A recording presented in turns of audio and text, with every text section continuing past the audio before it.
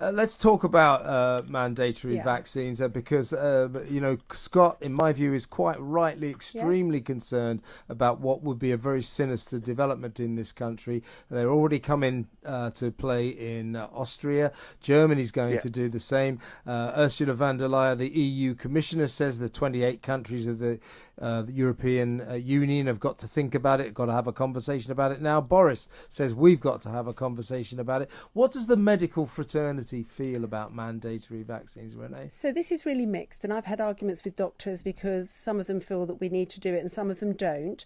All of the Royal Colleges, and I think this is important, do not support mandatory vaccines, but they're not really shouting about that.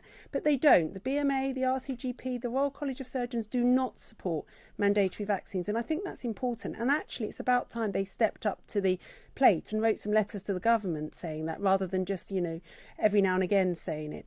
I am completely 100% against mandatory vaccines for many reasons, but firstly, I think it completely goes against every medical ethic that I've ever been trained to, which is that you don't do anything or give anything to anyone as a doctor without getting their informed consent. So it doesn't matter how much information you've given to them. If they say no and you make them, that is not informed consent. So I think there will be legal cases here. I don't think it's legal. And I think there's a lot of people who feel like you, Scott, more than you would imagine. And I think as more and more boosters are rolled out, because it's not going to stop at a third booster. Israel are on their fourth booster. I think less and less people will consider that a sensible thing to do.